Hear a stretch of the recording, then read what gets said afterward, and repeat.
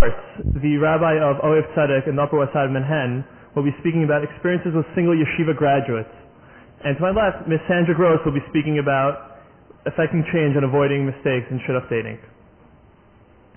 The program is as follows. It will begin with Rabbi Tendler speaking, and we will then have a short question and answer segment. Following that, Rabbi Schwartz will speak, and again, question and answer segment, and so forth. We ask that everyone keep their questions to a minimum in order to allow for the maximum number of questions. So without further ado, I'd like to present my Rabbi, Rabbi Moshe Tendler.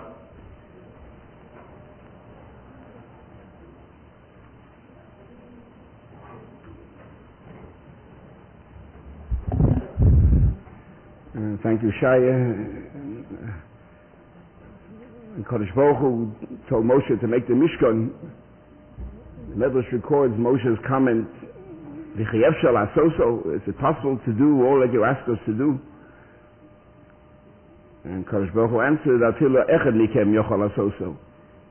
even one of you can do it. I couldn't believe there'd be one person, Reb Hananya, who would be able to pull this off. Obviously, madness is not his sole possession. There are other Mishagoyim in the world. And a big Yasher Koach, a job well done.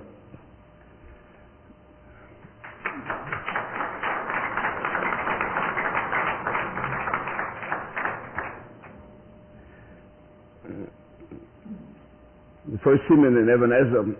Before I begin, I'll ask the young ladies here to please forgive me.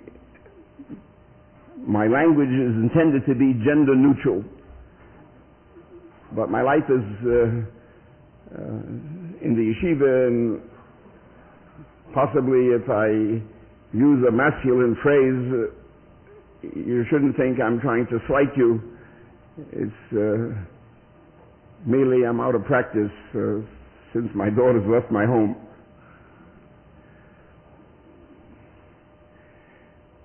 The first Ebenezer, Aleph Aleph, Chayev Kolodom Lisa Isha, Te Lipros Velirbos, V'chol Sheina Osek B'Tiri V'Rivyo Kilo Shofer Dovin, U'Memayet Es Hadmus V'Gorom L'Shrino Shetistalek MiYisrael. Ebenezer begins by telling you, you have no options. You must get married.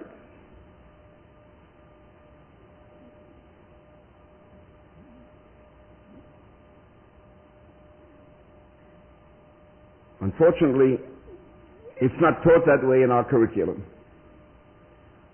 Children, I recall this past Shabbos, a little girl, not 3 years old, came running up to the bima where I sit with a lollipop that someone had given her to ask me whether it's kosher or not.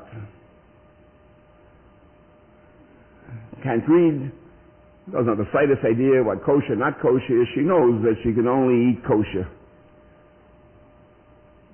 Getting married has to be taught in kindergarten. It's like eating kosher. It's living kosher. It's an absolute requirement. It's not your option not to get married, and not to get married on time. Married on time, the Ramah in Even Ezra said, Bizman Hazeh, he says, even though it says, Mitzvah Kol Yisrael She'isa Isha Ben Shmona Esrei, and no later than 24, that's for boys. For girls, I understand 19 is over the hill already. The Moshe says, once upon a time, Kofin. Kofin, and Yud says Kofin means bemotos, not persuade him. He beat him with sticks until he marries. Certainly can't imagine anyone delaying, even though he says, I'm looking for a zivug that's better, nicer. Certainly no later than age 24. That's the halacha. That's the halacha by which we live. As we'll talk in a minute, you can't find the nicest pair of tefillin. You have to put on tefillin. You have to get married. You find the nicest you can.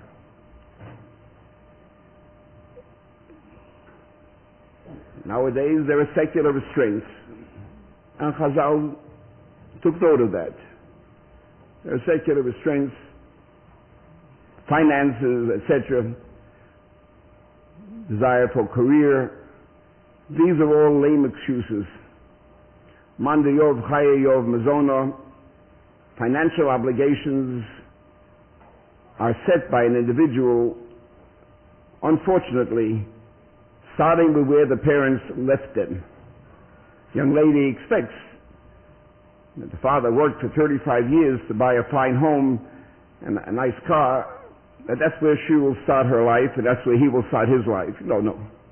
You start the life on the bottom. If you're zocher that his father gave you a trust fund and you're only working just so you won't get bored, maybe you don't need the money, that's a different circumstance. But the fact that you have to work for a living, work hard for a living, is. I can be candid, a personal comment. When I got married, there was no support from either side of the family. We lived on Cannon Street in a sub-level apartment, one room with a sink and a bathroom. We bought 2 old bookcases and painted them to make it into, quote, 2 rooms. So we fenced off the so-called kitchen area. We paid $49 a month rent. And Baruch Hashem, we were able to raise 8 children and help each one to buy their home. There has to be some confidence in your ability to achieve the American dream as well. Key points: marriage is not an option but a duty. It must be taught early. There are many girls to date and many boys to date. And the attitude, when I finish the list, I'll then decide to get married, depends on how long a list you have. A list of 50 is too long. A list of 5 is just right. Surely you have to see other people. And we'll talk about that in a minute. How do you find a proper person? Well, there are metaphysical ways to do so. And I'll just use this today to give a little mussar. If you look in the writings of Nachman Braslava Zatzal, he has much about finding a proper zivug. First suggestion in his writings is that you should say b'kavana shiras hayom, oz Yoshe Moshe, should be said with kavana. Where he got that idea, most likely, if you remember the story of the Matruna, who asked, what does God do now that creation is finished? And he was answered, Yoshev Mzavik Zavugim, said, I could do that also. And she tried to match up her servants, male and female. Didn't work out. And the expression was, the kosher kikriyas yamsuf. It's as hard, that's where the Oz Yoshir most likely came in. Kosher kikriyas yamsuf, so you say Oz Yoshir, then Kodesh Baruch Hu will split the sea for you too. I'll point out there's another one. The second I found there at the beginning of the month when you Mekadesh the Levana, that's when you should ask Kodesh Baruch Hu's help for a zivug. Why? Because especially those here in the yeshiva, Levana are the letters of Besula Nisas Leyom Haravi, the beginning of Masechet Ksubas that we're studying this year. Other suggestions, you should read the Parshas Hanasiyim of bringing the Karbonos, because it says, Uviyom Kalos HaMishkan, the Nesiyim brought the Karbonosayim, and the Medrash in Shir Hashirim, B'yom Simchas Libo, B'yom Chasonoso. B'yom Simchas Libo is the Beis HaMikdash, Beis Olomim. B'yom Chasonoso is Ohel Moed, in the Mishkan, and there Simchas Libo, B'yom Chasonoso. That's the easy way to find the Shidduch.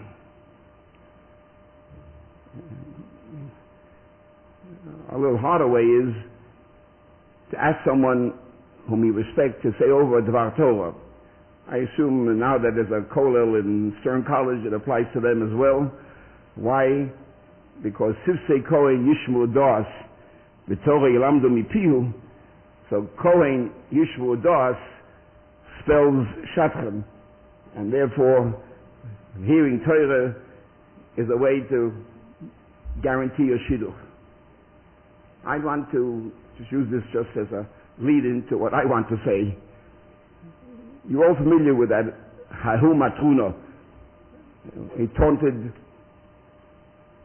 the Tana, what does God do? God's on vacation. He all finished his creation. And he answered, Yoshi Mizavik Zevugim. There is another part to that medrash. Omar Abrachia. No, he didn't ever say anything about Zevugim. Never mentioned that, he said. Veloshon Zeh Heishiva. Rabbi Yossi Bachalafta answered her, not Zoshi Mizavik Zevugim, but Yoshe Beoso Solomos. God is busy making ladders. Mashpil Lozeh Umeirim Lozeh.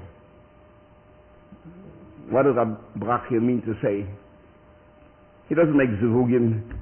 God makes a ladder. How high you climb is up to you. There's Yichus Atzmo that comes in that determines Zevugim. It's your choice. You want to succeed, then you succeed because you want to succeed. You won't succeed by reciting Oz Yoshir. You won't succeed by more kavona, kiddush levona. Only kavona you have to have is to make sure it's a levona, not a lamppost. There is no need to look for magical ways. Kodesh Baruch Hu made it possible for people to be married based upon their own merit. And merit means wanting to be married and not setting standards that are impossible to meet. We talk about some specifics.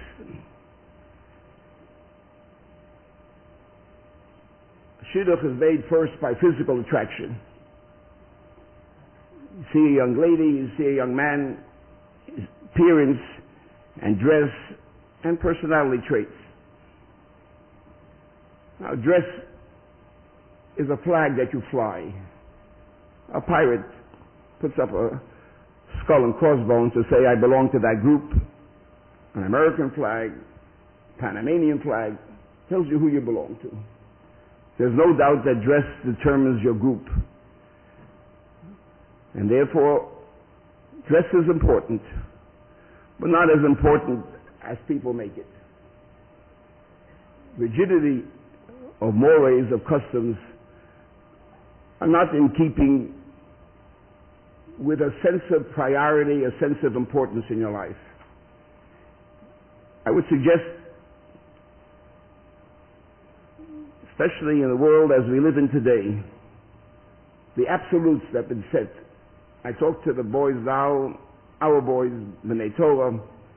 A young lady shows up. How long should the dress be? Below the knee, middle of the knee. I have Baruch Hashem 3 daughters and all about that. Or what we call soul length. Soul length is nafshi, my soul, ka'ofo, yeah, my soul should be like the earth. So I wear a denim skirt and I must step on the skirt because my feet shouldn't touch the earth. All that is personal style. And certainly to show up at the first date wearing a baseball cap, turned backwards of course, to show that the head isn't screwed on right. Those are extremes that set an example, which obviously the person wants to set an example to say, I'm a maverick, I'm in rebellion. I'm not talking about that. But there are learned behavior patterns in dress, and people come from different areas. These are sociological phenomena. Lawrence is not Muncie, and Woodmere is in Borough Park. And how a young lady or young man dresses doesn't mean that he's making or she's making necessarily a statement about personal piety or religiosity. Covering the hair wearing slacks or pants, surely are halachic issues that ultimately have to be discussed. But I want you to know that at dating time, the opinions expressed during a date are usually not the opinion of the one expressing it. Usually it's mouthing something from the society in which they come. And we have now a need to evaluate what in medical ethics is called benefit burden. Young people grow up in families and communities. That's not who they are yet. There is much flexibility, there's much development that has to be. There are important decisions in lives. It is not dependent upon externals that are constantly under flux, under change. I can tell you in my community there are many women who don't cover their hair. There's the heroes to Kashrus, Taras HaMishpacha, Shabbos, has no equal. How come they don't cover their hair? I don't know. But the concept of Tinuk Shenishba, someone who's caught in a social scene and doesn't know how to get out, does not apply to a child that was captured by Goyim. It applies to someone who unfortunately got caught living in Scarsdale or Great Neck, and applies to people who just grew up in a social group, and all that is open to discussion. If you meet the right person and these issues are discussed, and you realize that there is indeed halachic concern, then the benefit burden analysis says the benefit of getting a good shidduch, I can bear the burden of wearing a dress a little longer, or a dress a little looser that doesn't fit like a glove. A dress should fit like a dress. These are issues in a year when every year, Baruch Hashem, we have Bali Tshuva coming into the fold. We expect that there will be a developmental phase that starts sometimes a little later than usual. And consequently, people shouldn't be drummed out of the army, declared, quote, unsuitable, untouchables, because of a behavior pattern that doesn't speak to the person, speaks rather to the society in which they grew up.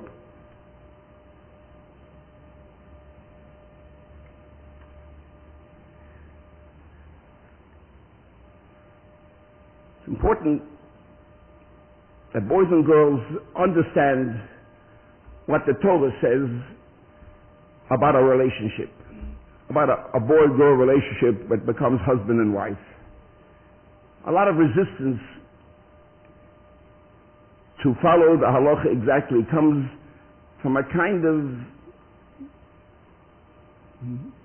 press campaign even in the so-called Anglo-Jewish press, which constantly reiterates that the female in a marriage is a lesser person. I'd like to share with you a quick Dvar Torah on the beginning of Kedushin. I hope that will sum up and maybe correct much that I've heard from people speaking to me on the telephone, on Shidduchim, feeling that they are not being treated properly by Yeshiva Bacher because he studied in Kedushin, Yikach Eshisha, Kicha Kicha Mr. Yefron, Abraham bought a field, and I buy a wife. As you buy a field, so you give a wife some money, a ring, and you buy her. It's important to understand how little you understand about our Torah. That gives some confidence that in Mir Hashem there comes a time when you fully understand. If you look in the Chumash, you realize that Abraham did not have to buy a field, didn't have to buy Moras HaMachpelah at all. Remember, Ephron or Bnei Ches were honored to give the field as a gift to Abraham. They refer to him as Nasi Elokim Ator B'Sochenu. They called him a Nasi Elokim. Ish mimenu lo yichle mikvor meisecha. Take your choice. You have any place. Go take it. It's a gift. And Abraham answers, Lo Adoni, right? And Abraham answers, Lo Adoni, right? Shivaoni hasoda nosati loch. And Abraham insists, no, nosati yes kesef hasoda kach mimeni. What's this strange dialogue? I give you a gift. No, I want you to buy. I want to buy it. Why should you want to buy it? I got it as a gift. Kichem is there to let you know that you don't buy a wife, because Abraham never bought a field. Abraham had the field. Abraham put down money because money came from God, and God promised him in Bris Ben Absorim, and he wanted God to give him the field, not the Ephron. He wanted the beginning of the promise of Bris Ben Absorim to begin, the fulfillment should begin. And that's what the Kesef Kedushin is. It's not to buy a wife, it's to announce that this wife is part of my destiny. It's eternity. And because it's eternity, a size 8 is not the maximum size for a wife. Or nowadays, not size 8, but the look known as the anorexic concentration camp look. So when the girl stands sideways, she disappears. Those are not factors when you talk about a marriage forever. Yirmiyah Hashem, her shape will change as yours will. Pregnancy and children, and the wife has to remain the same wife. That's part of Hareyat Mukadeshesli. Nobody else.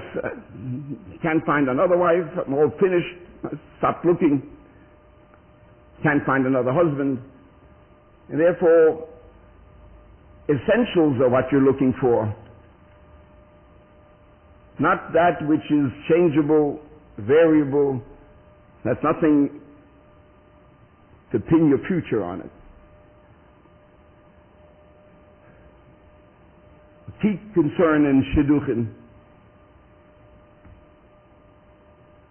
is to be Bali Chesed. Is he a Bal Chesed? Is she a Bal Chesed?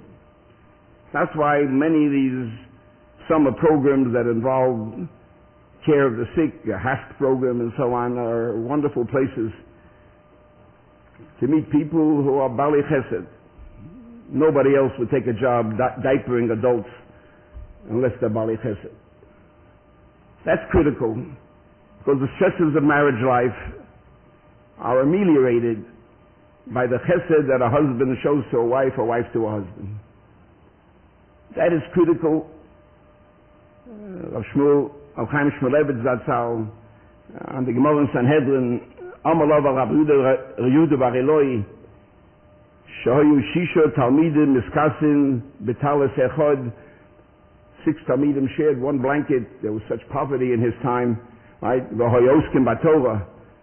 So Chaim Shmulevitz said in a highly candid personal comment, which is published, says, when I sleep with my wife in the cold nights in Yerushalayim, the only way we stay covered is if I push the blanket to her and she pushes the blanket to me. If I pull the blanket to me and she to her, we stay cold all night. Shisha, Talmidim, Miskasin, the Talis Echad. You know why? Because each one pushed the Talis over to the next one. They were all Bali Chesed. Therefore they could be Osik Vatorah in the great poverty of his time. Comment about family. Many aspects of family are critical in Shidduchim. Shulchan Aruch says that indeed, in looking for a Shidduch, you should pick someone who's a daughter of a Talmid Chacham. It's Beis Vov. Lo Motza Talmid Chacham Yisa Bas Gedoli Ador. teachers of Gdolei Hador are not Talmidei Chachomim. Lo Moshe bas Gdolei Hador Yisa bas Rosh Knesios. As the president of a shul, he's not a Godol, he's not a Talmid Chacham. Right? Lo Moshe bas Rosh Knesios, Yisa bas Gaboi Tzoko, etc., etc. Some of the more makes an astute comment. He says, but an Amoritz you shouldn't take, but how do you find Amoritz? Amoritz is one she'ein medagdeg b'mitzvos. Not how much Gemara he knows. Is he a halachic Jew? That's the key concern in Shidduchim. A halachic commitment. It's like Gerus. We don't teach a Ger much Torah. We ask him, do you want to join our army? If he says yes, accept the discipline of halacha, then we extend to him Kedushas Yisrael. That's all you can ask for on dating. Not little details that don't make any sense. I put together a list with the help of my wife of what people ask, since we often get calls. What don't you ask on a date, or don't you ask about a person? Does he wear shoelaces or loafers? Do they serve whole fish or gefilte fish on Shabbos? Because whole fish means their bones, isa borer. Okay? Are all tables covered with tablecloths? Who is his or her posek? Does he eat yoshon or not? Chol of Yisrael, of course. But the one that pleases me most is, does he carry a cup? That's a question asked by someone on a cup. Does he carry a cup? Means when he goes to the bathroom, he has to wash his hands. Does he carry a cup in his pocket? He won't use the faucet to wash his hands, not if he's really frum. He'll insist upon a cup. But it deteriorates to that point in which people ask stupid questions. I had personally yesterday, someone called about one of our Talmidim. Does he get angry easily? Does he forgive easily? Someone learned something in Pirkei Avos. So how the heck am I supposed to know that? And with me, he doesn't get angry. Yet these questions are asked for what reason? Because nobody knows what to look for. What you're looking for, I'll sum up in a minute. Family, however, is important. We live in an age of Bali Tshuva. And Bali Tshuva come from families that don't have the Torah background that you people may have. The important thing to know is that the family is willing to present a halachic household to your children. It is extremely difficult to raise a child if you go to his grandparents or her grandparents' home and the Zayda sits without a yarmulke and sees things in the house that she's not allowed to eat or he's not allowed to eat, and it's there. That is a major, major deterrent to a shidduch. The fact that parents are not as learned, if they have a halachic commitment, then in this world, the way we are today, we thank God that we've been able to add to our diminished ranks by Bali Tshuva, and there must be great sensitivity to that reality of our life. My father-in-law Zatzal was asked, but after all, the children born from these Bali Tshuva were born when their mother did not go to mikveh.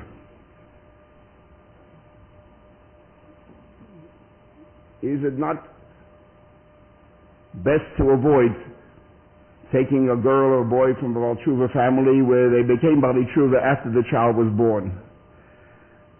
And my father-in-law answered the printed Tshuva.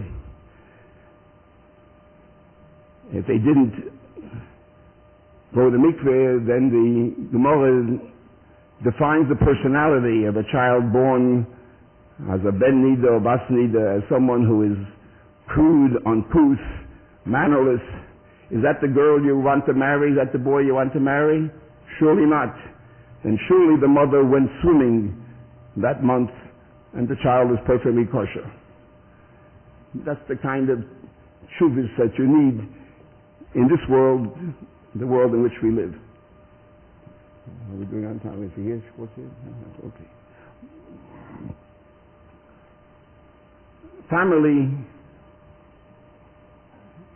does not include your teacher, Rosh Yeshiva. They are locus parenti. They act like parents, but they're not parents.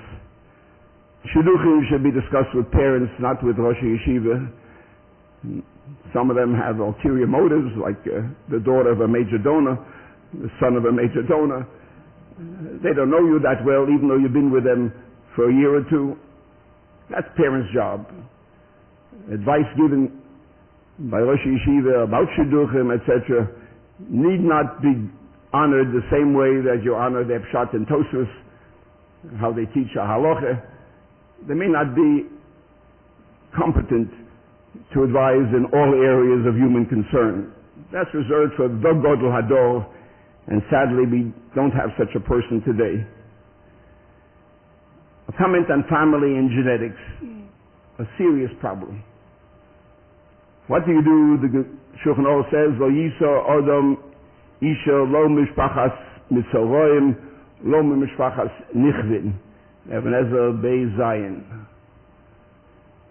Here, we are not obligated to seek medical advice from Rabbonim. There's no failure in Emunas Chazal if we realize that science, medicine has advanced, and that the science of the time is not the science that is accepted today. Science of their time. This was already repeated many times. Look at Rav Avon ben Arambam, the beginning of Ein Yaakov, or look at Rav Shchiroi Gon, Daf Samaches in Gittin. He says, Chachameinu heim v'lo rofeinu, and therefore all issues that have to do with medicine of the family should be discussed with a family doctor. To me, the ideal is, once things seem to be moving in the right direction between a boy and girl, it's a good idea for the family doctors to be given permission to talk to each other. Let them reveal to each other. They know what professional confidence involves, what they should or should not say, what's essential to say, they'll say to each other. And if there is a problem, it's a problem that has to be faced right away. There are problems. Boy has a brother who's Down syndrome. It's a serious problem. It's not a genetic issue. It's a serious problem. If the parents aren't there, the boy will be your responsibility. What a wonderful time to do chesed. If a boy exists, you have a need to take care of him. That's why Kadosh Baruch Hu put you on this earth, to be able to send chesed to somebody else. How you evaluate a problem is key to whether it is a problem or not. These are not problems. What are problems? The girl is a diabetic, a juvenile diabetic. What do? Do you or do you not marry such a girl, or does she fall into a class of the unmarriageables? Well, you know, today you can speak to a physician. You know that a well-managed diabetic, with good discipline, can live a long and happy life and have children, etc., etc. Sure, there are problems. But who has guarantees from Kadosh Baruch Hu? You say after going to the bathroom, you say in the morning, Shaborabon nekovim chalulim chalulim shimi peseach echad mehem. I just had a fellow call me just as I was coming here. Father had a stroke. That's the poseach echad mehem. One little capillary opened up in the brain. Oh, you saw same echad mehem. Someone called up with cancer of the biliary duct, all stopped up. Life is over. You worry about a medical condition that has solutions. That girl, that boy stays in the ballpark. Someone to be evaluated. Those are not critical things, strange as it may seem to you. Then a note. See, Rav Schwartz has a tight schedule tonight. He told me. Yep. Right. Issue of integrity, what to tell each other, is not so important as when to tell. When to tell means not the first date, maybe not the second date, but surely on the third date, if there is a problem, is a medical problem, that's the time to discuss it. There's a very interesting Kila Shakov disciple in Yevomis in Siman Mem Daled about a boy who had one testicle removed. The question whether he should tell or not tell.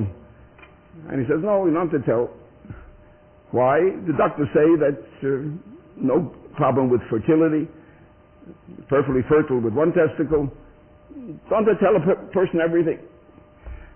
I can understand that at a certain time in our social life, certain age. I can't understand it today when there's a greater openness between Chosn and Kala. There's expectation that serious things will be shared. And therefore, again, what to tell and how to tell, there indeed you may need advice of a Rav who has some understanding of this thing. After getting the facts, problems must be shared at a certain point, but not until you see it's worthwhile sharing confidentiality with someone. You have to expose yourself. You only do that when you think that person is worth it. If he's worth to be married, then he's worth also to be trusted with certain confidences.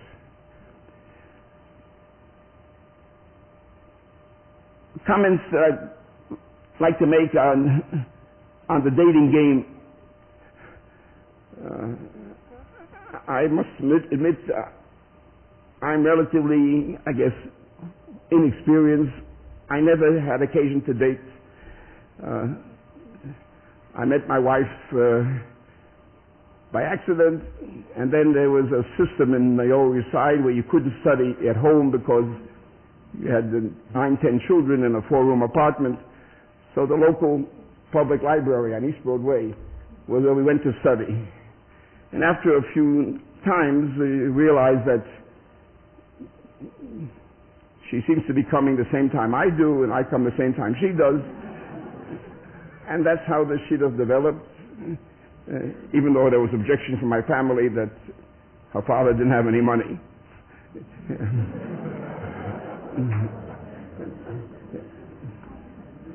But Baruch Hashem, I married off 8 children.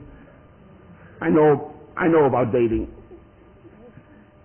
The dating game is a game.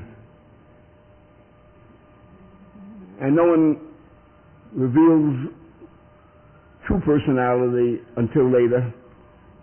And therefore you have little opportunity to do more than a general impression that things are okay.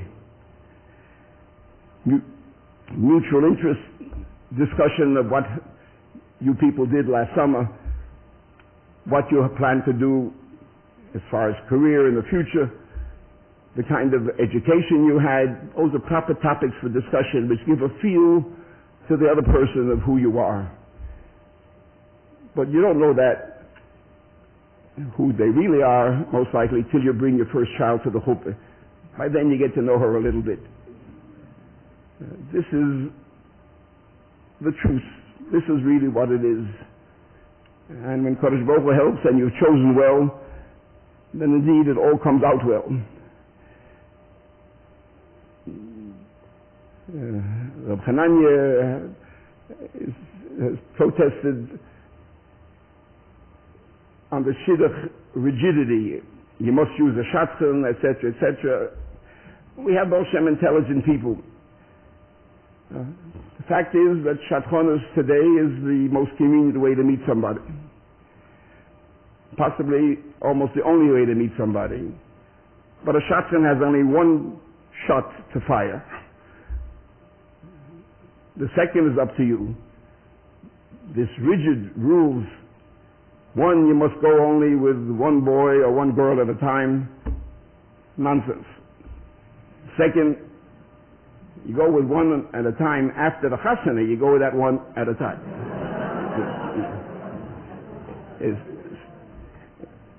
The idea that after the first date you must call the shotgun to give your opinion, and she must call the shotgun to give her opinion. And the shotgun then will call you or your parents.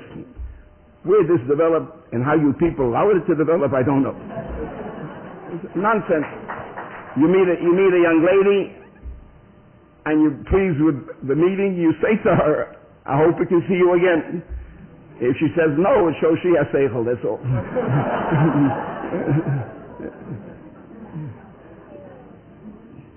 You're on your own after the first meeting. How you make the first meeting is difficult.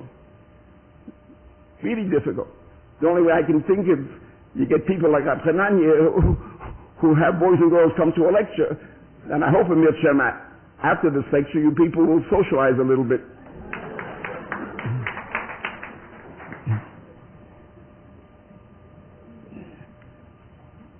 There's much more that has to be said. I'm sure that Rav Schwartz will touch upon some of the topics too. I don't know if he's aware that there's such a thing as a single scene on the west side. Let me conclude by reading something from a tshuva of my father-in-law. Yeridei Aleph, Siman Tzaddik Aleph. Ein lischakem harbei. Don't be too smart. Ha'isha shemotzos chen b'mareha. She looks good to you. Ubimishpachta, family is adequate for you. Ushmuosa tovo, she has a good reputation. She shomeres das. Yesh lismoch v'lisa also. Then just marry her, betikva, with a hope. Shehi hamuzumenes lo min hashemayim. That's the bashert. Vein tzorech lifchon also mitchila. Don't give her any tests, no bchinas. V'gam shelo yoel, won't do any good anyway. Ki ein habchina zu klum. Because during dating time, it's not the real person you're talking to. That will come later. V'tomen tia im Hashem elokecha. Walk with simple faith with Kadosh Baruch Hu, and He'll surely help you find the right zivug.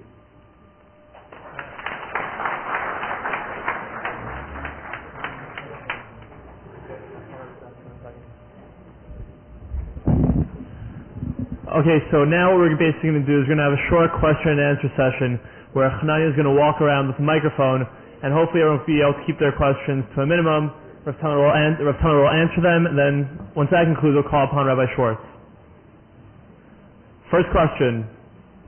Anyone? Right over there. Ready?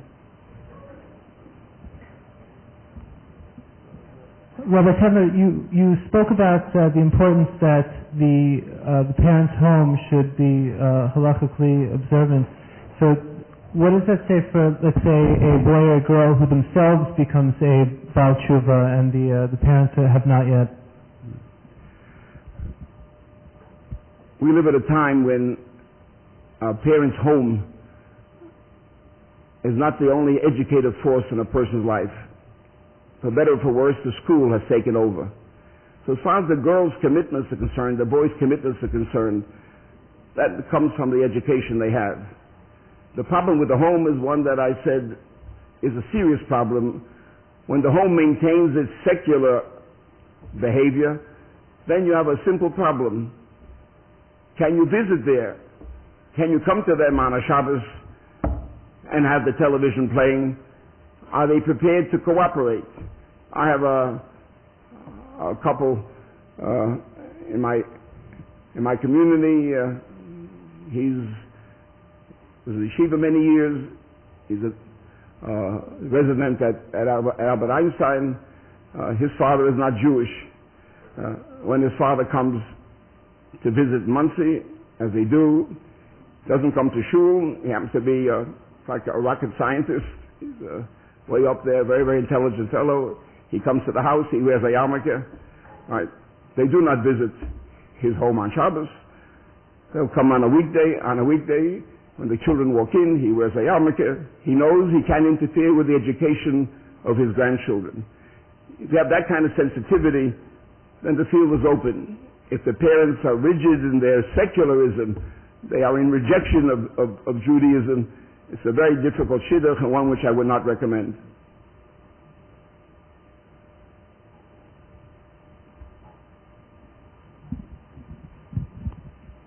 Hi.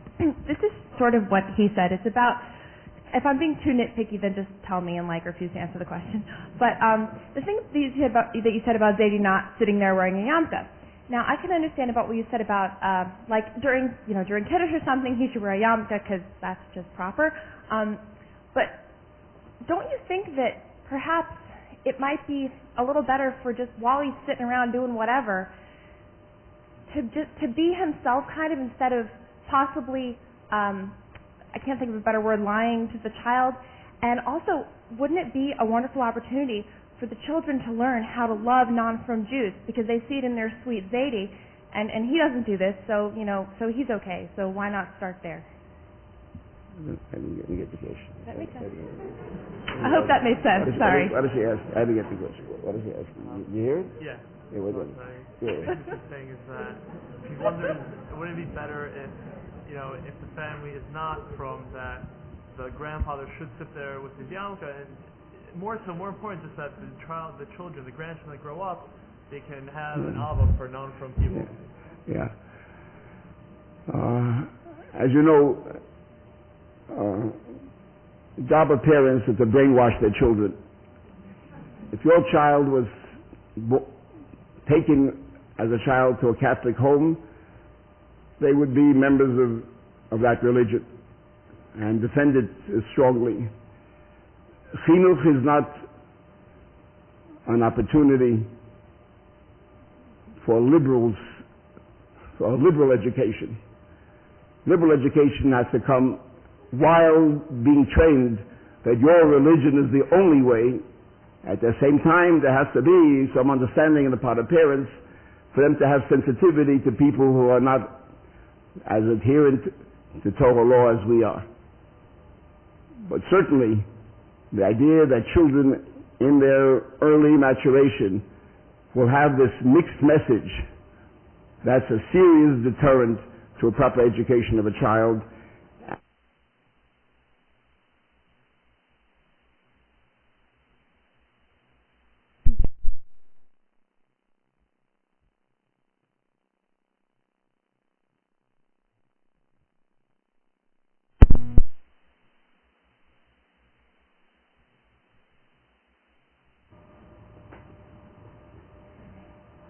Is the question, does the other person have a posek, or who the posek is? Yeah. Does it make a difference if one were to ask, not who is your posek, but rather I don't know if did I mention that? No, it's one of the things on my list of what people ask. Who is this posek? They had the chutzpah to ask one of my grandchildren that question.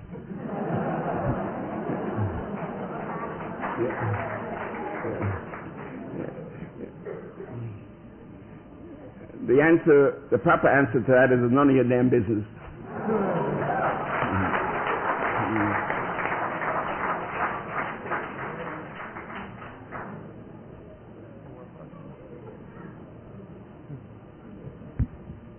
Can the rabbi please clarify the idea of ben nida and bas nida? What did he say? Clarify the idea of ben nida bas nida. What? Ben nida bas nida.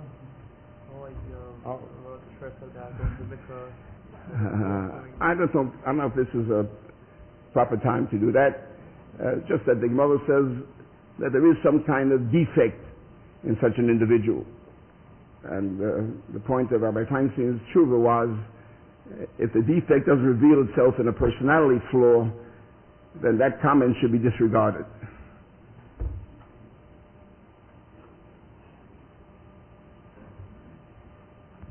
Hi.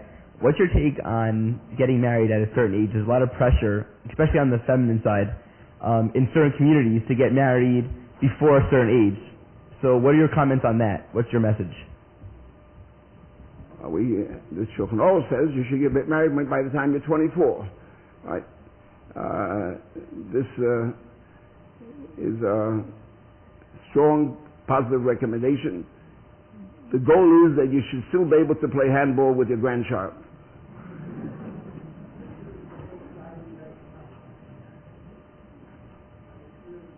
Is very different today, and you can't relate our environment to them, so in a time where we educate first, then we get a job much later on in life.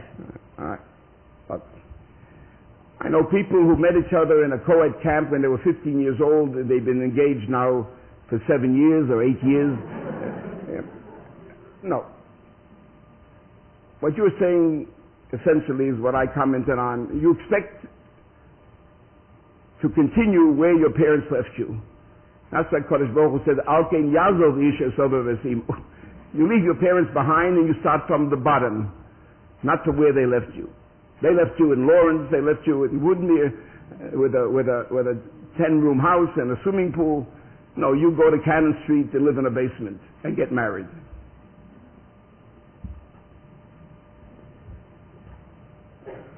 Does it seem unfortunate to you that the library is not available anymore for our children to meet, and that our children are being brought up that they can't speak to each other before the shadchan interferes?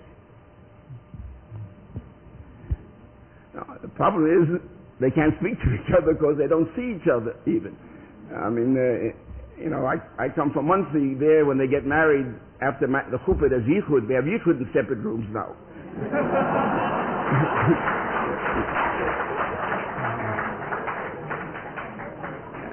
One of the problems I hope people will pay attention to is how can boys and girls meet al Taras HaKodesh? I'm not talking about 14, 15-year-olds. I'm talking about 21, 22, 23-year-olds. There has to be an opportunity for them to meet. And remember, we live in a amoral world, a world in which human sexuality has been degraded.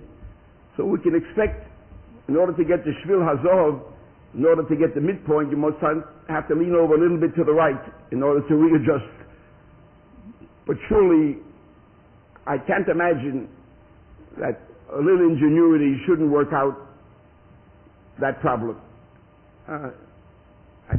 I know how it used to be in our time. My children, we made 8 chasanas. We had singles at the wedding. Our weddings, men and women sat together. My father-in-law didn't know the halacha on that one.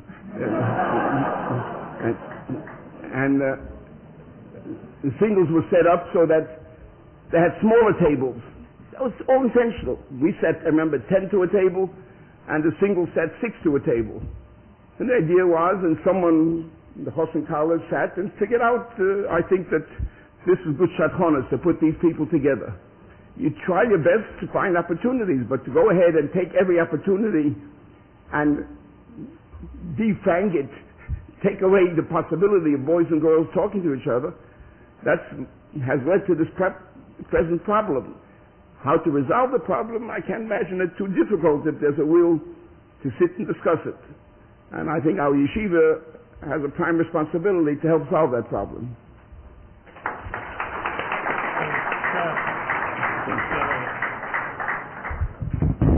Rabbi, thank you very much, Rav Tendler. Gives me now great pleasure to call upon Rabbi Alan Schwartz.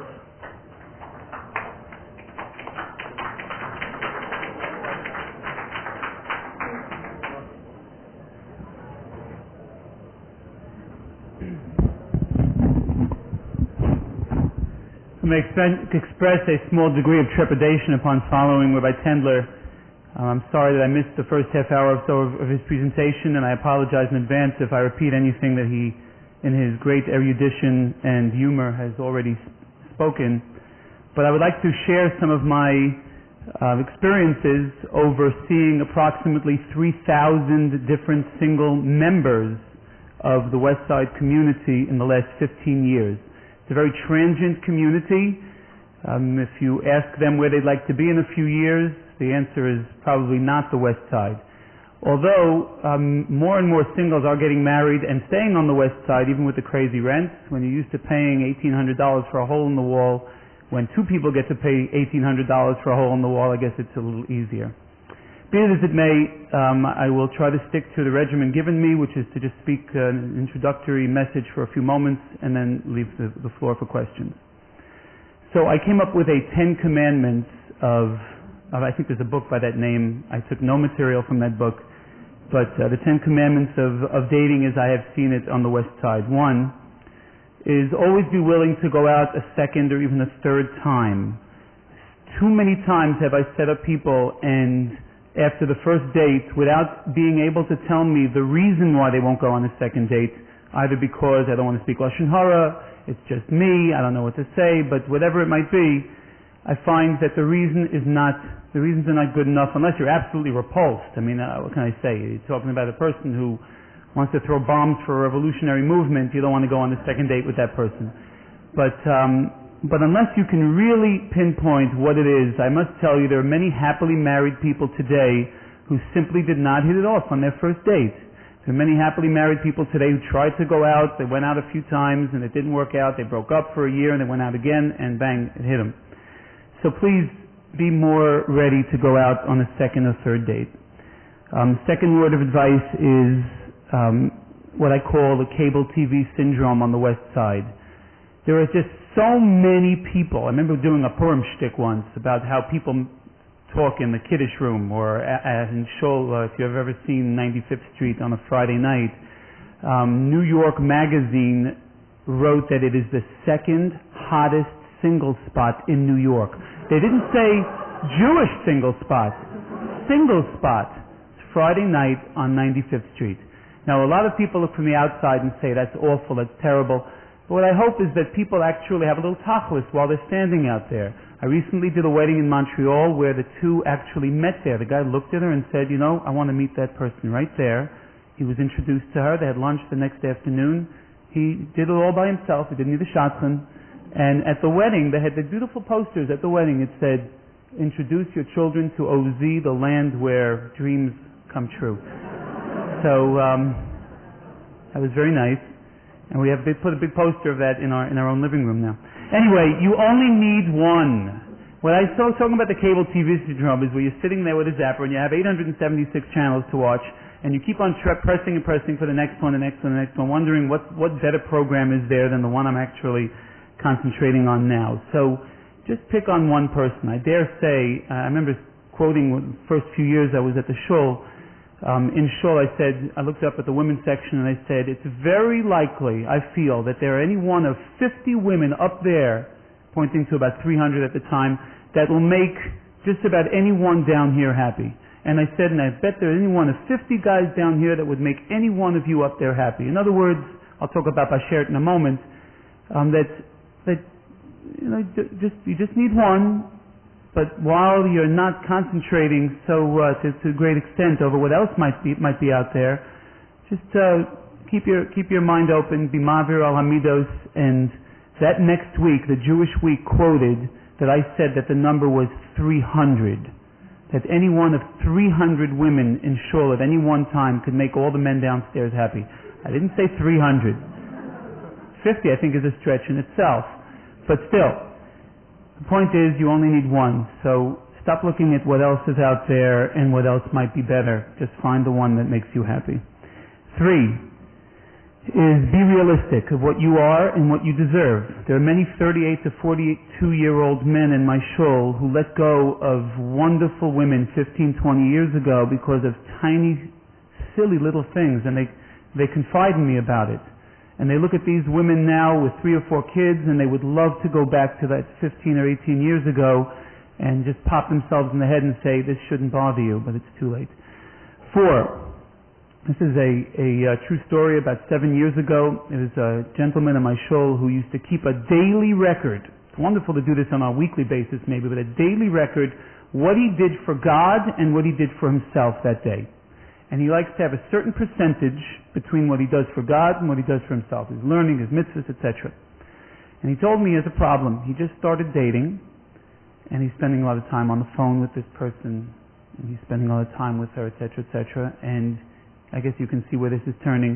And he says, it's much more difficult for me to keep the ratio I'm used to keeping between myself and God. And I pounded my fist on my desk. I remember in my office, and I started screaming at him. And I said, what are you doing? You don't realize how good you have it. Every second you spend with this person on the phone, every second you spend courting this person, you put on the side that says Lashem. They're married now, Baruch Hashem, they have 3 kids. That is Lashem. You are doing God's holy work when you're courting. 5, don't rely too heavily on bashert. I don't want to sound heretical here, but the fact is that you'll find an unattributed source in Iturei Torah in Parshas Vayechi. I think I heard the story told about two different sources, but this one is actually told in the name of Moses Mendelssohn. Moses Mendelssohn was a very ugly person. He had a distorted face and he was hunchbacked and very short. That's a fact. He was married to the daughter of a philanthropist named Guggenheim. Her name was Frumit Guggenheim.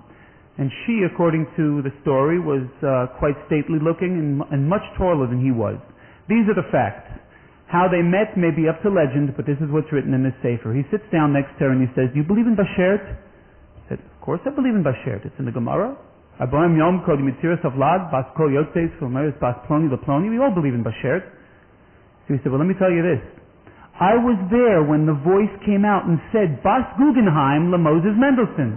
And she said, "Come on now, what kind of line is that?"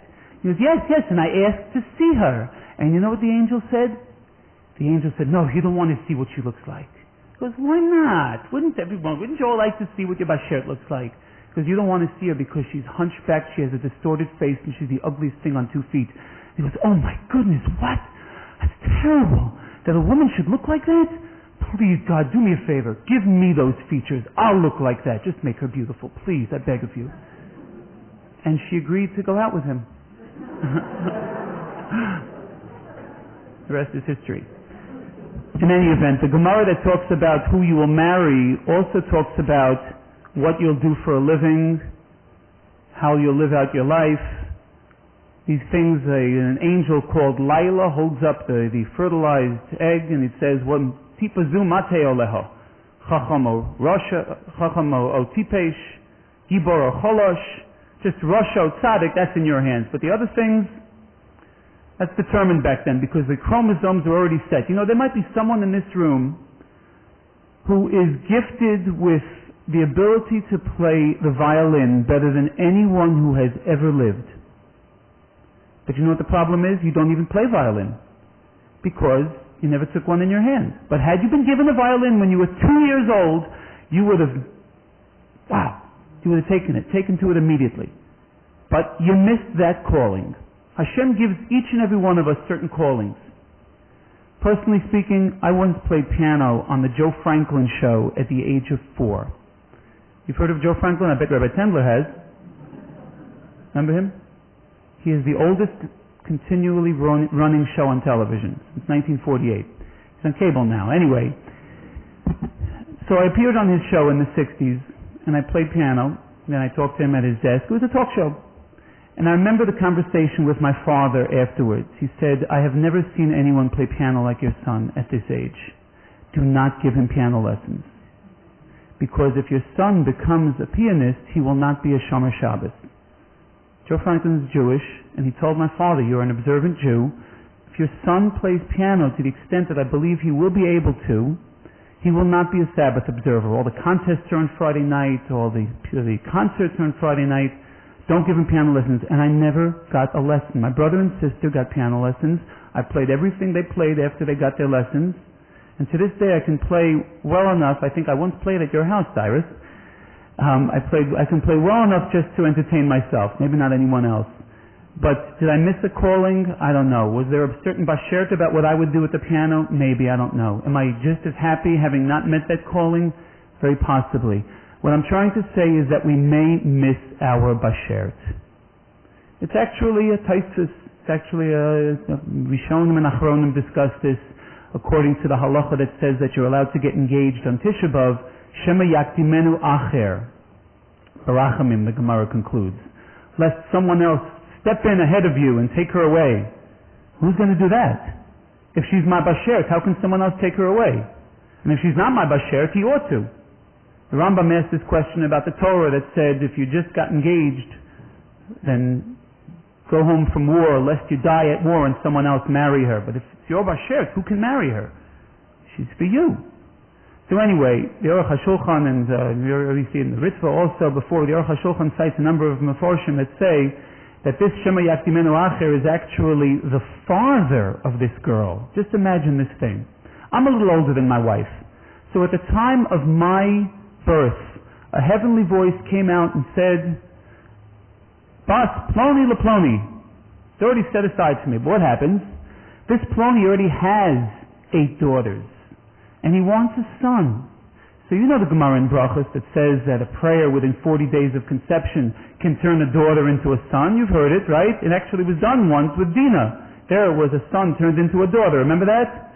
So what happens? My future father-in-law, thank you very much, prays for my wife to become a boy. Right? And I lost my Bashert.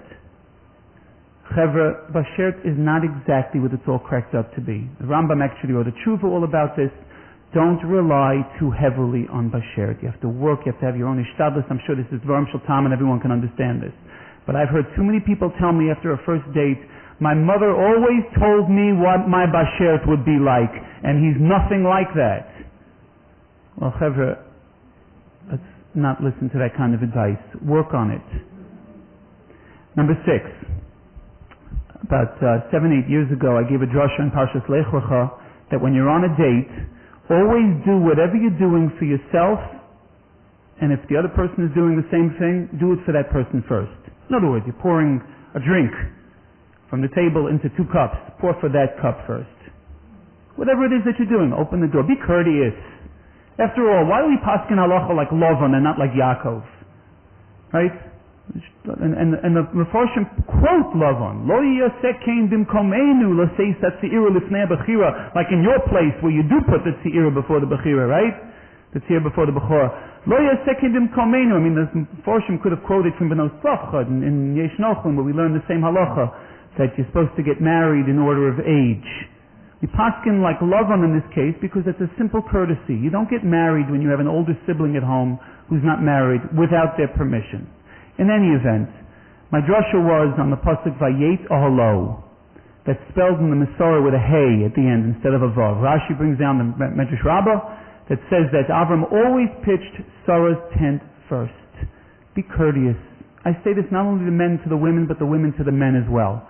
That week, during the week, I got a letter from a person who Nebuch is not yet married. He moved to Israel, but he's still not yet married. It's a beautiful letter. I had the occasion to read this letter at the Knesset a few years ago. The letter said that every day at the end of every single Shmona Esrei, I pray for God to present me with my Bashert. Since hearing your words, I'm going to rephrase this prayer.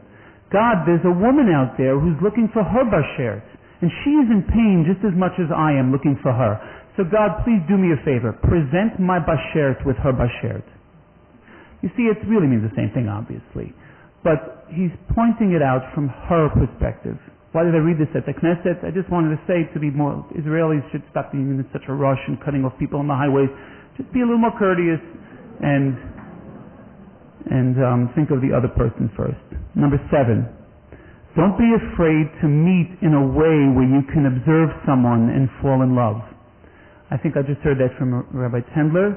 I think there are excellent opportunities of things like this in summer camps.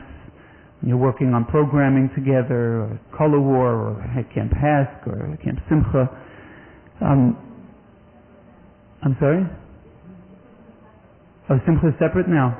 My daughter went to Hask, there it wasn't, but okay, in any event, it's just Shiurim, I think, as I would like to applaud Rabbi Tendler before, of the same idea. You know that someone who goes to a particular kind of shir, a particular kind of chesed event, not only are you meeting someone of the gender you're looking for, but you're meeting someone who shares your values. That's why they came to this event. You know, there are too many Jews your age who are meeting in bars. All right, maybe they're not in your religious persuasion, but I think, I don't say this with tongue in cheek, but you know, the Gemara says you can tell a person with kaso, kiso, and koso. Right? You can tell a person how they get when they're angry, when something confronts them that angers them, or how they spend their money, or how they are when they drink. I would like to say you can really see a person by how they play a board game. Seriously.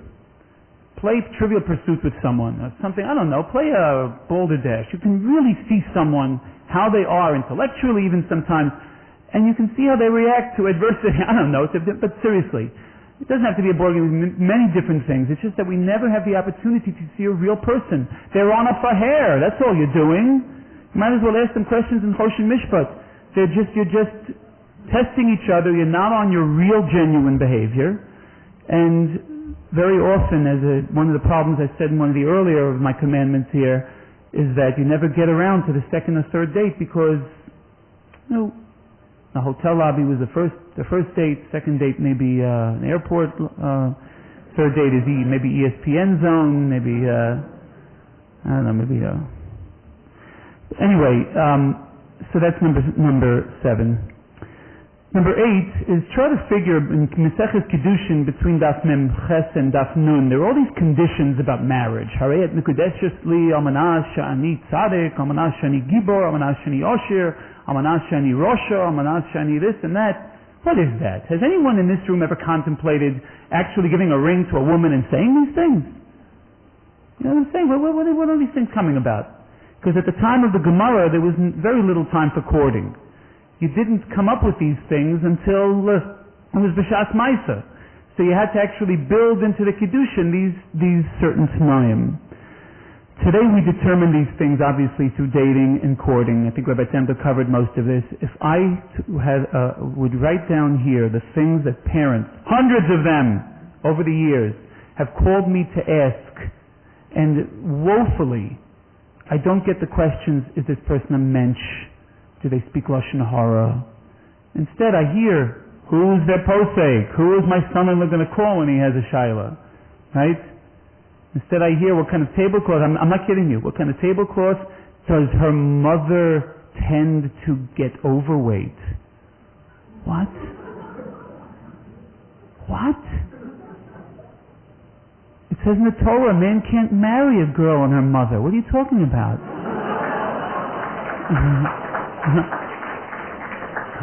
I sometimes get a little I get on the nerves because I get so crazy with their questions. Anyway, so I figured they're going to be calling me back in 5 years with some of the same questions.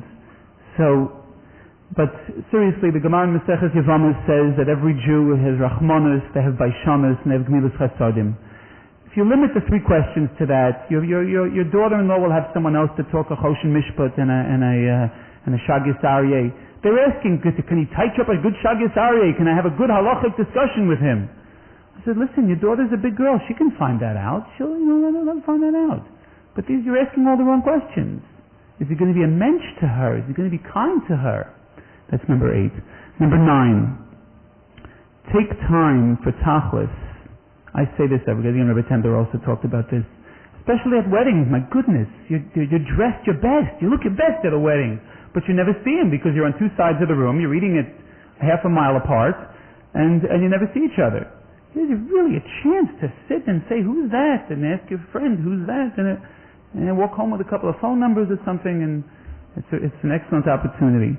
Not only that, but to stand maybe, you can look from far and see what goes on a Friday night.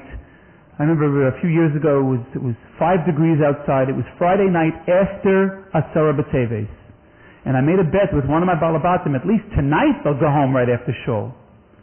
They're in front of the shul for an hour and a half.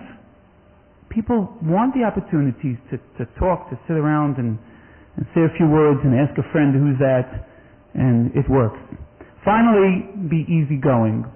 What the Gemara calls the best possible way to make a relationship work is to be ma'avir al hamidos. It's the most important thing. I just came from a meeting with an engaged couple who are close to chas v'shalom to breaking up because there's a difficulty in family members being ma'avir al hamidos. I think I patched it up. I'm sorry, that's why I was a little late here. But be a good conversationalist. Be a good listener. The Gemara says that when love is great between husband and wife, they can live together on the sharp side of a sword. Now, obviously, one person can't reside on such a place. How can 2? The answer is that if love is great and you have true, genuine concern about the other, you only take up room insofar as how that pleases the other person. If a person can see genuine goodness and a nice, kind person, that a person can be ma'avir al hamidos, I really want to do this, but I'll do that because that's what I know you want to do. Obviously, you can't build a whole marriage on doing that every time. But with good common sense, each one will see that this emerges, and will see that people will many differences will melt between them. This is often an issue that it makes this last one a little difficult, is that people obviously come from different backgrounds. You have one person comes from a background where the parents always went for a loving walk outside after dinner, and they held hands, and they never had a harsh word between them. And the other spouse, his parents never said a kind word to each other. So they love each other very much, but they don't have exactly the same way of expressing that. So she thinks that he doesn't love her because he doesn't talk to her the way she saw her parents talk. That's why it's important to have a little counseling before marriage. There are some states in the United States that will not let you get a marriage license unless you've taken 1 or 2 classes with a family therapist. And I think Chassan Kala classes all over the city have 1 or 2 sessions. We have 2, and then a 3rd session with a financial planner. How do you like that? Because that's an important thing too. She comes from a family where money was spent easily. He comes from a family with, after 21 years of marriage, I'm just as different from my wife about how to raise our children as we were 21 years ago. She is an only child, and I come from a large family. So can I know her? Now we have a large family. So I know much better than she does about how to raise a large family, right? So how to do homework, how to put kids to bed, etc., etc. But you know what? When you love each other and you understand what those backgrounds are and how they're different, you try to work things through, and you try to be, as the number 10 was, ma'avir al hamidos. So these are my 10 commandments. Maybe I'll just read them quickly to you later, but for now, this is my presentation. I want to thank Hananya for arranging this. It's an excellent idea. We should do things like this more often and have just more and more excuses to meet like this. Shkayach.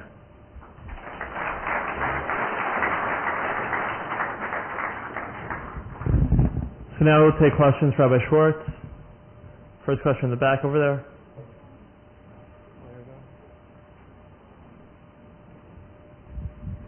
Don't really have a question. I'm Hananya's father, but I have 2. Oh, who's father? I'm sorry? I'm Hananya's father. I don't have any questions.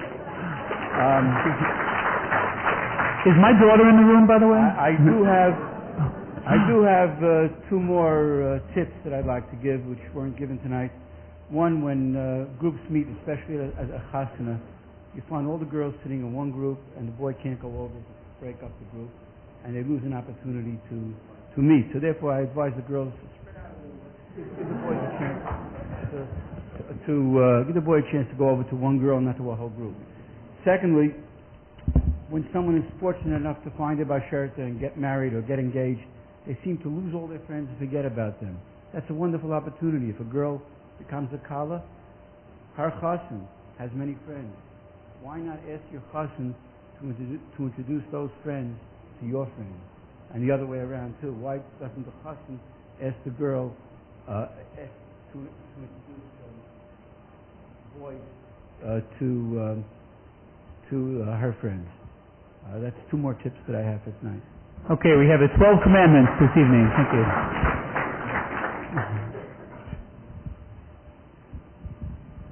This is a question for either Rabbi Tendler or Rabbi Schwartz. It seems to me, from my own experience, that a good thing to look for in a prospective mate is how the person relates to his or her parents. The notion of kibbud av v'em, and that hasn't been mentioned yet. Is that something important for this particular thing? Well, I think I received applause before when I mentioned why the people were asking about if the mother tends to become overweight. That's ridiculous.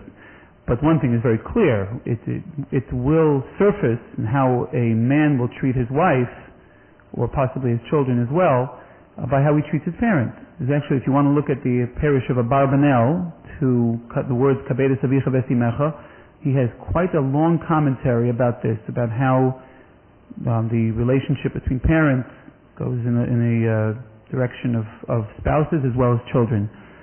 So it's the Torah's way. The Torah, in its infinite knowledge, knows that we start off in this direction. A child sees a healthy relationship with parents. That will translate to husband and wife. If you have a chance, the Barbanel has never been translated, but Barbanel to Perek Chaf and Sefer Shmos discusses this, and you're absolutely right about it. It should be, that I think is a legitimate question. Have you observed this person and how he or she relates to the parents? I think that's much more relevant, then how much does the mother-in-law weigh?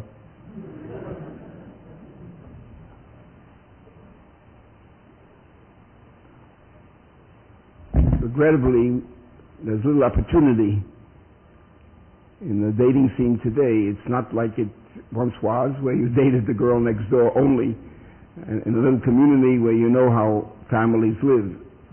Certainly, how parents relate to each other is also very significant, because that's where children learn how to relate to their husband and wife. Unfortunately, that would be a wonderful, wonderful bit of information for a person to have. I say, in practice, it's not available.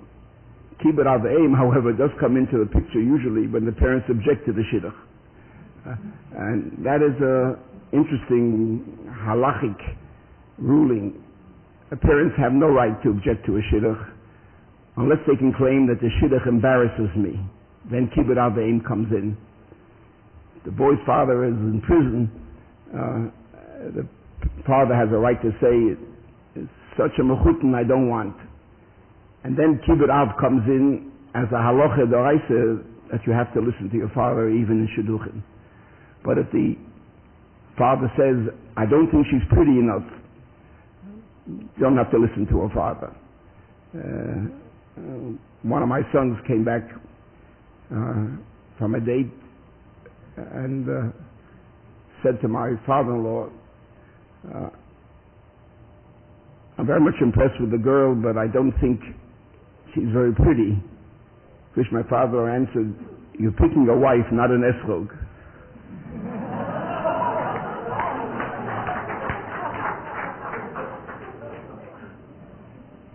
Just incidentally, if I may mention one other makor, the sforno on the pasuk, that's al ken ya'azov ish es oviv ve'estimo v'dovak be'ishto. He gives advice to parents as best you can. Again, Rabbi Tendler gave you a bit of a parameter just now. Stay out of the business. Unless it's something that's, parents will always say, well, this is a big thing. Have your head on your shoulders over what's a big thing and what's not. Don't sweat the small stuff. I have a question for either. I know we've been living in this community for a while, and we've met a lot of the boys who are learning in the yeshiva, learning for smicha, and a lot of them aren't ready. They're not ready. They want to learn more. They're not ready.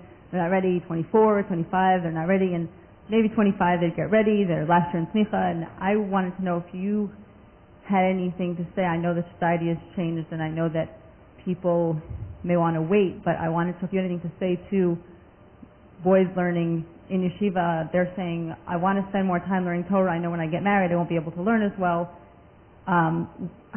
What do you say to them about when they should be ready, or how they can help figure out when they're ready? Because I think one of the problems is when boys wait for that long, it's harder for the girls to find boys.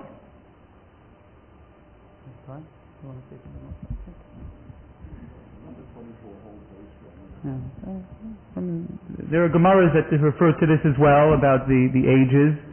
The younger, of course, the more likely we are to be poking the Satan in the eye. And everyone has to know their own threshold. I think if I may put the shoe on the other foot, the boy may feel, listen, I'm just incapable of supporting someone right now. As long as we put out into the community that, hey, listen, you can have that basement apartment on Cannon Street, and that'll satisfy the two of you now. You'll grow up and you'll build into a different situation. But if we can put out into the community that that's perfectly okay to start out that way, right? The morning after my wedding was my first day in the Rav Shir. I took off the week though, but I started smicha the next morning. So because there was no expectation that we had to have everything right away. So if guys feel that I can't because I can't put food on the table, then they will wait until. And I'm sorry to say that wait may just keep going on and on. But the halacha said at a certain age, by 24, the yeshivas should start kicking them in the pants, right?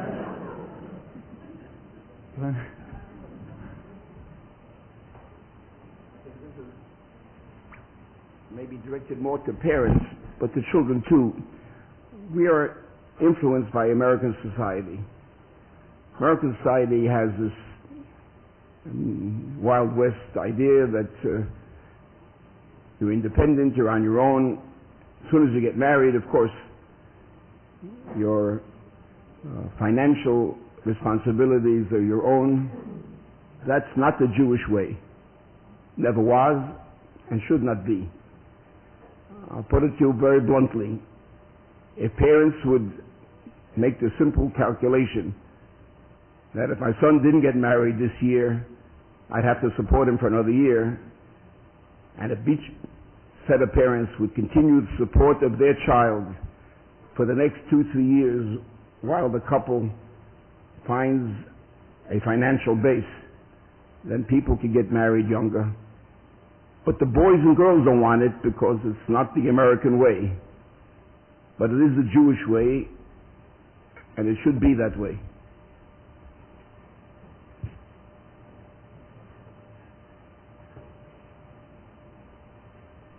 Hi, Rabbi Schwartz. How are you doing? Hi. Okay. Your advice that if you're at a wedding or on 95th Street, just, go for broke. Ask for the phone number. Introduce yourself. Have someone else introduce you. Go for it. Don't be afraid. We're hearing this. A good thing. However, in my experience, there's a much bigger taboo on women to make the first move. In other words, a man has that ability to take the situation a little bit under his own control and say, I see her, I like her, I'm going to go up and talk to her, ask for her phone number, whatever.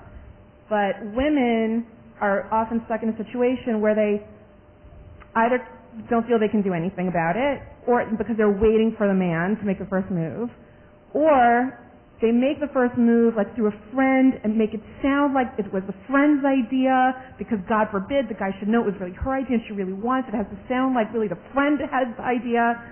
Or, and unfortunately I'm speaking from many years of my own experience, if a woman does make the first move, either the man says, oh no, she's aggressive, run away, or, wow, I'm really flattered. That's kind of cool that she's interested in me. Let's go out on a date. And then after the first date, it's, well, anyone who wants me can't be that great, so run away. So should women make the first move if they want to? How aggressive? Is it smart to be if the men are just going to run away anyway? I mean, should the men just say, hey, if a woman is interested, don't run away? Okay. Is this answer for the record, or is it... Are you right? Are you reporting? Not yet. Okay. I'm on spec. Okay. I think that the Gemara also says about this that Adam lost his rib, he has to go out and find it now. To my consternation, as I have two daughters in the Shidduchim now, and what I hear from all the people involved is it's a boy's world out there. They're the ones who call the shots, and I'm very my consternation is the same as yours on this effect because I'm Nogea B'Davar now. However, I think that even everything you describe here can be dealt with in a way that no one ever knows. I mean, you can come over to me and say, you know that guy? You know his name? I'd like you to approach him and say something. If I think that this is a great idea. As long as the person you're talking to can be reasonable with you and give you a realistic response and say, yeah, I think it's a good idea. I didn't think of it myself. I'm sorry, but now that you mention it, it's a good idea. I'll talk to him. And then I don't think it's K'nei B'Sas for the rabbi to go over to the man and say, I think that this is a good idea. What do you think about such and such a person? I can get her number. Now, you get the best of all worlds. You get the guy. He gets to feel flattered. He, without thinking that you've been untoward or too forward. And I think that you get what you want. Do you agree with this? I think in the world today, I think we are touched with a situation bordering on Hora'as Shah, I believe. I understand that Chazal were worried about Ein Apotropos La'arayos, and that if you put too many people together in the same room, you run into all sorts of problems and worries over what may happen. But even in our community, I mean, I don't know whichever high school you went to, but there ought to be something in between the licentiousness we know is out there and some of the stuff that's probably reactionary to that all the way on the other side, where young people in their early 20s, early to mid-20s can learn certain social skills and learn how to talk to each other without having these worries that you're referring to. So I should hope that there are vehicles where a woman can also make that move, perhaps with an intermediary, and get what she wants without all of the fears you face. I want to make sure you're satisfied with that. Okay.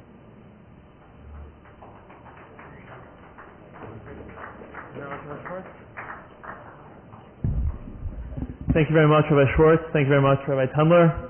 I'd like to now call upon Ms. Sandra Gross, a professional shadchan, who can give us her take on things.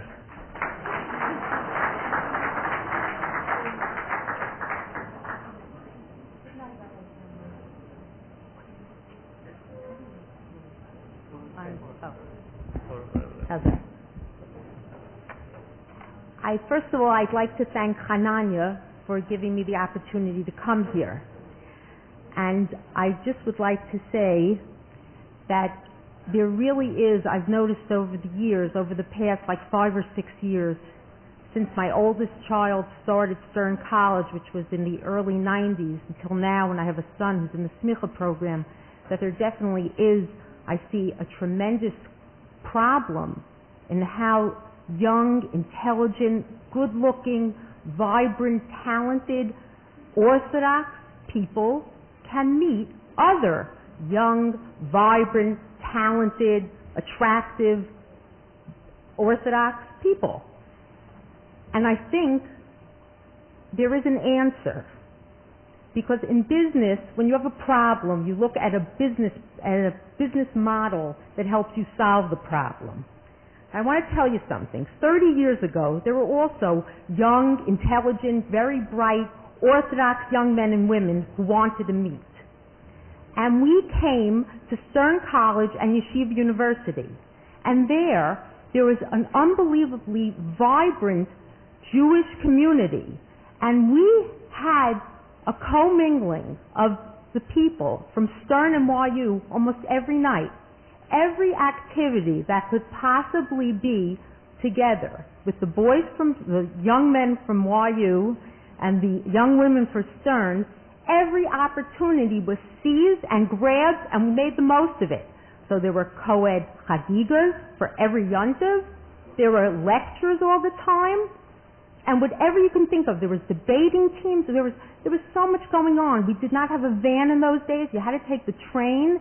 It was dirty, filthy, there were muggers, but we got on that train, and on Thursday night, the boys came downtown. I keep on calling them boys because I'm older, okay? I remember Joe Franklin. I remember him very well. But I want to tell you, it worked. And when I went to my 10th year Stern College reunion, most of us were married. And I have to tell you, we were pretty happily married, or at least we pretended we were to our other friends. And we had children, and the bottom line is, most of us, if we showed up at the reunion, we were still religious, and we raised children who are now in Stern and YU and are having this absurd problem. And the problem could be stopped right here.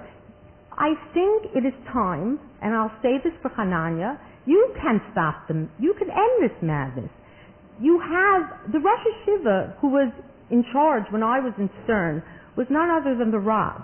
I mean, you could take that where you want to, but the bottom line is we did everything that was done in the sense of Torah and motto, with Torah being at the forefront of everything. I think it is time for those of you who go to this institution to really ask that the administration, whoever the powers might be, to make more co-educational or co-mingling activities. And if you would all come to these things and show that there's a groundswell of support for this, then I do think the institution is flexible enough that it would succeed. And that element of chance, let me tell you, I try to fix people up. It basically does not work. I have a horrendous track record, and I will stand here and tell you that. And I'll tell you why.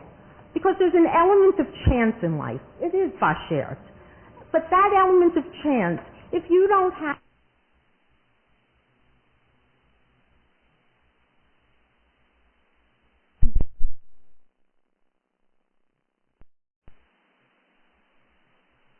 opportunity, and you have to seize it. And I'll tell you another thing. Do not look for the para aduma. It's not showing up. But you want a nice person, and you want to meet a person in the type of atmosphere where it will be conducive to you seeing, is that person someone that you might possibly like to go out with? Is there something there that can click? And you don't have to do it under the artificial meeting of a blind date where everybody gave their list. I want this and I want that, and is he moving to Israel, and is he doing this and is he doing that? Who knows? But if you do know that there's something there, a little spark that maybe, gee, that person's interesting. I'd like to meet him. I say him because obviously, that's how I think. I'd like to meet him. I would like to go out with him perhaps. And that's why something where there isn't the pressure, you can just come and relax and sort of be yourself. It is a good way to sort of see, is there potential, there's something there with the other person that perhaps I can go out with him, perhaps I can have a good time, and you know something, even if I don't marry him, perhaps there's something in that person that I can now incorporate into me that makes me a better person, so when I do meet the next person, I'm on another level and I have something else to give. I really think that it's up to you. You don't have to be victimized by the system. The system's tough. I really know that. But you have to be proactive, and you have to really, wherever there is an opportunity within a halachic framework that you could try to meet, you have to demand it nicely from the institutions that you go to, and you also have to make the most of them when you have that. For example, people have brought up weddings. It is not right for there to be separate seating at a wedding where there are single people. It's just not right. But I mean, that is just my personal opinion. But it is a perfect way, and the chas and kala, I mean it. They should be thankful on that day that God was kind to them and they got their bashert, and they should spread the wealth. Try to make other people happy. It is in your power to do this. You're the future, and this is your time. And seize it, and that's all I have to say to you guys. Go for it.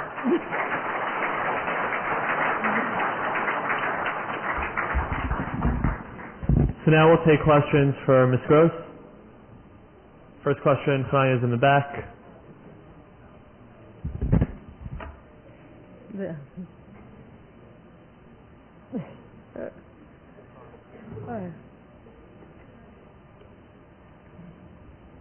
I just wanted to ask how you feel about dating more than one person at a time. I think it is wonderful. And I'll tell you why. You're in college now. You're a young adult. I guarantee you don't just take one subject a semester, right? You take what? In Stern, I remember. What? This is different. I feel that somebody should be able to have their heart open and available to the person that they're going out with, and there should be an understanding that they're the only person that they're going out with at the time. After all, we are prospective marriage partners, so it would be nice to know that the other person I understand what their you're heart saying is open to. in theory, and I think it's really laudable that you're so, nice like that, but I truthfully don't think at this point, I have to tell you, I think that a person in the dating scene, I think you really can go out. I'm not saying go out with 7 people at one time, but I think what's happened is that you're going out with somebody, and then somebody says to you, oh, I have a friend that I want to introduce you to. But you say, but I can't go out with him now. I can't meet him because I have to concentrate totally on this one person. Yes, I think that's right. I think going out with more than one person at a time makes dating cavalier, and it makes it too casual.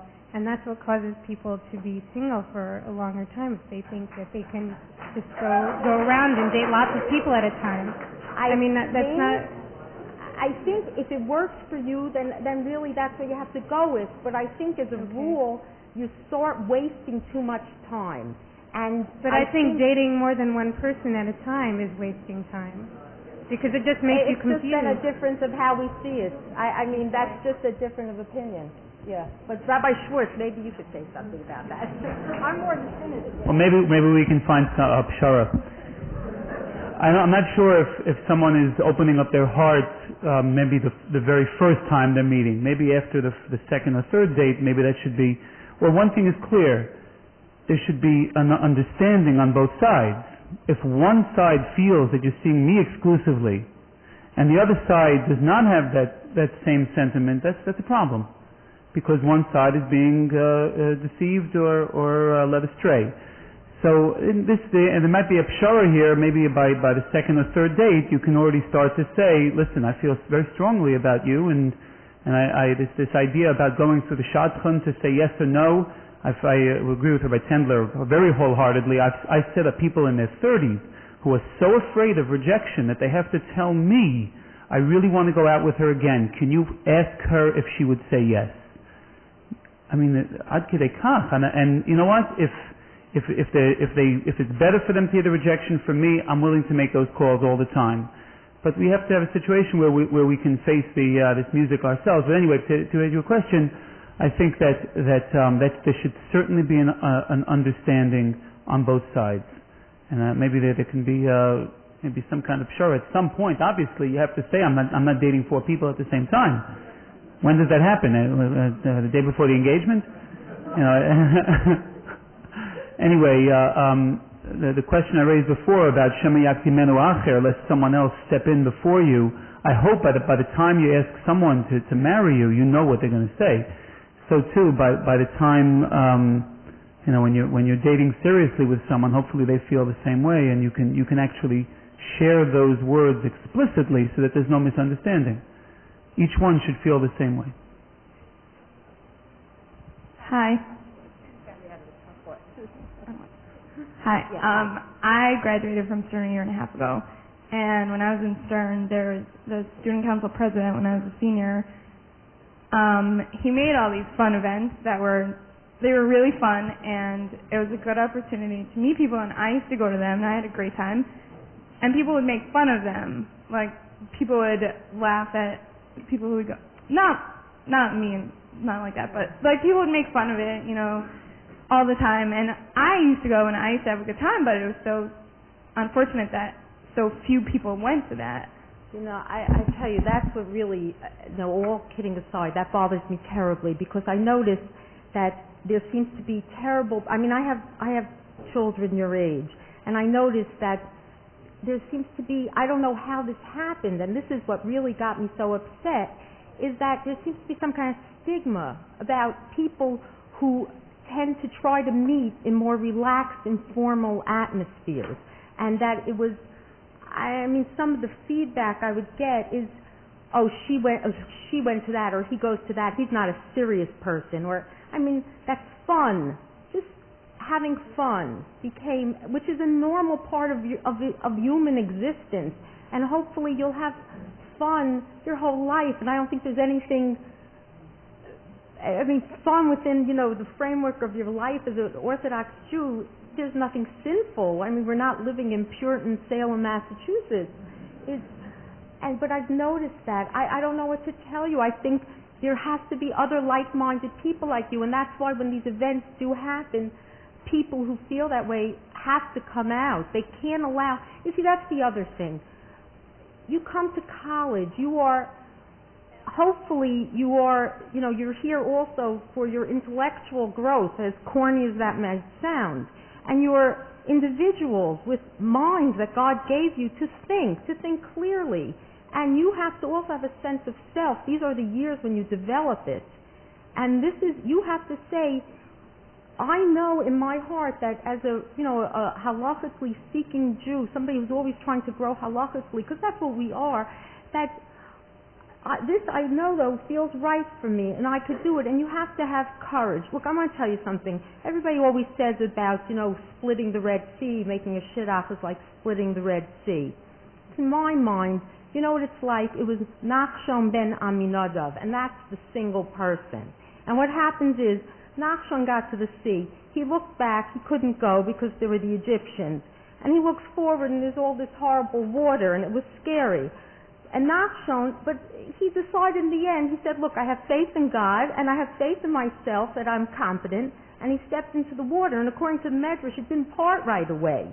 But Nachshon stepped in. He took the leap of faith, so to speak, and the waters parted for him. And, he proved himself, and I think that's what it is. It's very hard to go to these things. You're vulnerable. You're putting your ego on the line. I know, especially speaking as a woman, you become very vulnerable at these things. It's much easier to call a shotgun and say, I want this, this, and this. Match me up with this, this, and that. And then when it doesn't work out, tell the shotgun to do basically your dirty work for them. But that's not living. And you know something? In the end of the day, you're shortchanging yourself. And as hard as that is, it's really the truth, I promise you. I have a second question. Yeah, sure, why not? My mom is always trying to set me up with people. Good for her. My mother did it to me all the time. My question is, she used to, she would call up someone and say, I know this guy and my daughter might match, can you set them up? And they would say, oh, he's wrong for her. So what do you say to someone who says, oh, I know she's wrong for him, I know he's wrong for her? Well, as you notice, I have strong opinions. I think that's horrible. And I want to tell you, it's not just, it happens to your mother. It's not horrible, I take that back. But it's not fair. It's not fair. And I think we really have to be very careful. I know it's not just, it's a lot of times like a friend, I'll hear somebody will say to a friend, oh, I want to fix so-and-so up, and they'll say, oh, that's all wrong. You have no right as another human being to do that. You are not, how could you possibly know so much that you know that A isn't for B? It's not fair, and I really think people should really watch it before they say that, unless they know something so horrific about that other person, like he's like an axe murderer, then I say, okay, you could say it, but barring that, no. No, you sound like a very good person, actually. Hello, over here. Yes. Hi. First of all, thank y'all to everybody who came into this, because it was awesome, and it was thank you all for good coming. idea. Wasting the night. So a couple little things. First of all, when you have these ideal weddings with mixed seating, where are you going to do the dancing? You were talking about the thing about the events that people don't go to when we don't have enough co-ed events and that kind of thing. You mentioned within a halachic framework. Now, this is just an insight from little me, but I've noticed that things don't always work out in a halachic framework. The people who go to the events are not always people who are ready to get married and who are looking to get married. I remember once I was on an uptown van going down Amsterdam Avenue, and there was a drug deal going on in the back. And really scary stuff happens, and it's definitely not halachic. It's not, the way Jewish people should be acting. I don't know. We went on the subway in my day, and there was so much going on there. Who knew? So I'm saying, I feel like maybe that's part of the reason. I don't know. I'm not in the administration, but maybe that has something to do with it. I don't know. And also why people's reluctance to go, because they see these things for what they often are, which is more, you'll forgive me, hooking up than looking to get married. The end. You see, again, I'm not qualified to answer on something like that, so I wouldn't even try to. I just know one thing, that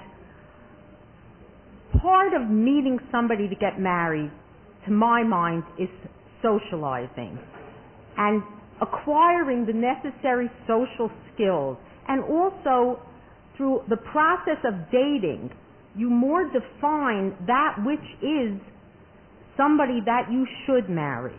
And that's why, many people they say, okay, I'm not ready, now I'm ready, and then they meet somebody and then they get married. And maybe that works for them. But the bottom line is that if you take a few years to, the process evolves a little bit. I'm not saying it's supposed to take 40 years, but there is, a period of time that you can allow yourself, that you can mature and get to know what you need, and by the same token, on the way to doing that, find somebody who you realize you could grow with and have a happy marriage with. Remember, marriage isn't the end of the game. There is a life after marriage, and hopefully you're both continuing to grow and you're, going to continue to develop as a human being in tandem with your mate. Yes. I'd like to thank our panelists, Rabbi Tendler, Rabbi Schwartz, and Ms. Gross. I'd like to thank everyone for coming. Specifically, I'd also like to thank the organizers of this event, Zion Oren and Hananya Weissman.